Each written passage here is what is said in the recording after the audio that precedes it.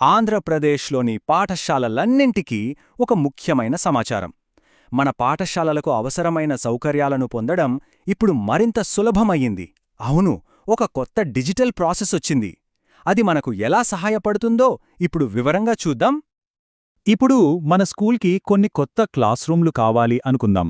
లేదా పిల్లలు కూర్చోడానికి డెస్కులు, బెంచీలు, లేదంటే ఒక డిజిటల్ ప్యానెల్ కావాలి. మరి వీటిని ఎలా పొందాలి? సరైన మార్గమేంటి? ఈ ప్రశ్నకు సమాధానమే ఈ కొత్త ప్రక్రియ అన్నమాట. దీనికి పరిష్కారమే లీప్ యాప్. ఇది ఏం చేస్తుందంటే, పాఠశాలల అవసరాలకి సహాయం చేద్దాం అనుకునే దాతలకి మధ్య ఒక వారధిలా పనిచేస్తుంది. అంటే ఎవరైనా దాతలు స్కూల్కి సహాయం చేయడానికి ముందుకొస్తే వాళ్లకు ఏ స్కూల్కి ఏం కావాలో ఈ యాప్ ద్వారా నేరుగా తెలుస్తుంది. అదనమాట దీని వెనుకున్న ఆలోచన. సరే, దాతలని పాఠశాలలతో కనెక్ట్ చేయడం. అసలు దీని వెనుక ఉన్న పెద్ద ఆలోచనేంటో ఇప్పుడు చూద్దాం. ఈ ఫీచర్ని కేవలం సమాచారాన్ని సేకరించడం కోసం తీసుకురాలేదు. మన పాఠశాలల్లో నిజమైన మార్పును తీసుకురావడమే దీని అసలు లక్ష్యం. అదెలాగో చూద్దాం రండి. ఈ సిస్టమ్ ద్వారా మన స్కూల్స్కి చాలా రకాల అవసరాలు తీరుతాయి.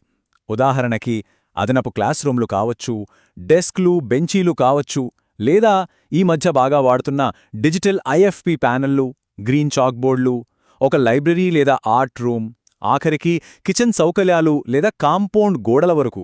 ఇలా ఏ అవసరం ఉన్నా మనం ఈ యాప్ ద్వారా ప్రభుత్వ దృష్టికి తీసుకెళ్లొచ్చు. రైట్, ఇదంతా బావుంది. మరి ఈ స్కూల్ డొనేట్ కాంపోనెంట్స్ అనే ఆప్షన్ని లీప్ యాప్లో ఎలా వెతకాలి? కష్టమేం కాదు, చాలా చాలా సింపుల్. ఆ స్టెప్స్ ఏంటో ఇప్పుడు చూద్దాం. చూడండి, యాప్లో ఈ ఆప్షన్కి వెళ్లడానికి కేవలం 4 సింపుల్ స్టెప్స్. ఫస్ట్, మన స్కూల్ లాగిన్ డీటెయిల్స్తో లీప్ యాప్ ఓపెన్ చేయాలి. ఆ తర్వాత హోమ్ స్క్రీన్ మీద గవర్నెన్స్ అనే ఒక టైల్ కనిపిస్తుంది, దానిమీద ట్యాప్ చేయాలి. నెక్స్ట్, సమగ్ర శిక్షను సెలెక్ట్ చేసుకోవాలి.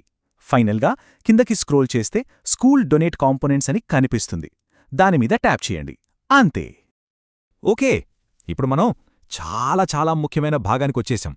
అదేంటంటే మన స్కూల్కి అసలు ఏం కావాలో సబ్మిట్ చేయడం. ఈ ప్రాసెస్లో మనం చాలా జాగ్రత్తగా ఉండాలి, ఎందుకంటే మనమిచ్చే సమాచారం బట్టే అన్నీ ఆధారపడి ఉంటాయి. యాప్లో మన అవసరాలని 4 కేటగిరీలుగా విడదీశారు. 1, బేసిక్ సివిల్ ఇన్ఫ్రాస్ట్రక్చర్, అంటే కట్టడాలకు సంబంధించింది. 2, బేసిక్ ఎలక్ట్రికల్ పనులు. 3, క్లాస్ రూమ్కి కావలసినవి. 4, డిజిటల్ ఇన్ఫ్రాస్ట్రక్చర్. ఇలా ఉండటం వల్ల మనకు ఏది కావాలో ఎంటర్ చేయడం చాలా ఈజీ అవుతుంది. ఇక్కడొక చాలా ఇంపార్టెంట్ అప్డేట్ ఉంది, ఇది ఖచ్చితంగా అందరూ గమనించాలి. ఇంతకు ముందు ఎలా ఉండేదంటే, మనకు ఏది అవసరమో దాన్ని మాత్రమే సెలెక్ట్ చేసుకునేవాళ్లం. కానీ కొత్త అప్డేట్ ప్రకారం అలా కాదు. లిస్ట్లో ఉన్న ప్రతి ఐటంకి అవును లేదా కాదు అని తప్పనిసరిగా సెలెక్ట్ చేయాలి. దేన్నీ వదిలిపెట్టడానికి వీల్లేదు. దీనివల్ల అధికారులకు ఒక పూర్తి స్పష్టత వస్తుందన్నమాట. మీరు గమనిస్తే ప్రతి ఐటం పక్కన ఒక స్టార్ మార్క్ ఉంటుంది. దాని అర్థమేంటంటే దానికి ఖచ్చితంగా సమాధానం ఇవ్వాలి. మనకా ఐటం అవసరమనుకుంటే అవును అని పెట్టాలి, అవసరం లేదు అనుకుంటే కాదు అని పెట్టాలి. దీన్నే మ్యాండేటరీ సెలక్షన్ అంటారు. ఇలా చేయడం వల్ల సిస్టంకి సరైన డేటా వెళ్తుంది. సరే, మీరు ఈ వివరాలు ఎంటర్ చేస్తున్నప్పుడు మీకు స్క్రీన్ మీద ఇలాంటి ఒక మెసేజ్ రావచ్చు. ఇది చూసి కంగారు పడాల్సిన పని లేదు. దాని మీనింగ్ ఏంటంటే, ఆ ఐటమ్స్కి సంబంధించిన డేటా ఆల్రెడీ సిస్టంలో ఉంది, అందుకే వాటిని మార్చలేము అని. సింపుల్గా ఓకే బటన్ నొక్కి ముందుకు వెళ్ళిపోవడమే. అలా అన్ని ఐటమ్స్కి అవును లేదా కాదు అని సెలెక్ట్ చేసుకుంటూ వెళ్ళాలి. మొత్తం అన్నీ అయిపోయాక కింద ఉన్న సబ్మిట్ బటన్ని క్లిక్ చేయాలి. అంతే, మన స్కూల్కి కావాల్సిన అవసరాలన్నీ విజయవంతంగా సిస్టంలోకి ఎంటర్ అయిపోతాయి. సబ్మిట్ బటన్ నొక్కగానే మన పని అయిపోయినట్టేనా? లేదు, ఇంకా కొంచెం ప్రాసెస్ ఉంది. అదే ఎస్టిమేట్స్ ఇంకా ఫైనల్ అప్రూవల్. మనం సబ్మిట్ చేసిన తర్వాత అసలు ఏం జరుగుతుందో ఇప్పుడు చూద్దాం. మనం అవసరాలు సబ్మిట్ చేసిన వెంటనే యాప్ మనల్ని ఎస్టిమేషన్ స్క్రీన్కి తీసుకెళ్తుంది.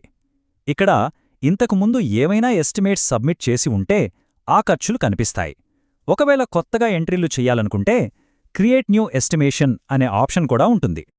మనం పెట్టిన రిక్వెస్ట్ ఆమోదం పొందడానికి ఒక క్రమ పద్ధతుంది. ఫస్ట్ స్టెప్లో మన సబ్మిషన్ ఎంఈఓ గారి అప్రూవల్కి వెళ్తుంది. అక్కడ ఓకే అయ్యాక నెక్స్ట్ జిల్లా స్థాయికి వెళ్తుంది. ఫైనల్గా అక్కడ్నుంచి రాష్ట్ర స్థాయికి వెళ్లి ఆమోదం పొందుతుంది. చూశారుగా, ఈ డిజిటల్ ప్రక్రియను పూర్తి చేయడం ఎంత ముఖ్యమో. ఇది మన స్కూల్కి కొత్త సౌకర్యాలు రావడానికి మనం వేసే మొదటి అడుగు.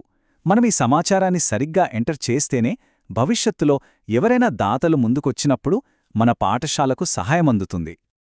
సో ఈ ప్రాసెస్తో మన పాఠశాల భవిష్యత్తును మనమే తీర్చిదిద్దుకునే అవకాశం వచ్చింది. కాబట్టి ఆలోచించండి, ఈ కొత్త అవకాశంతో మన పాఠశాలలో తదుపరి ఏ మార్పును తీసుకురాబోతున్నాం?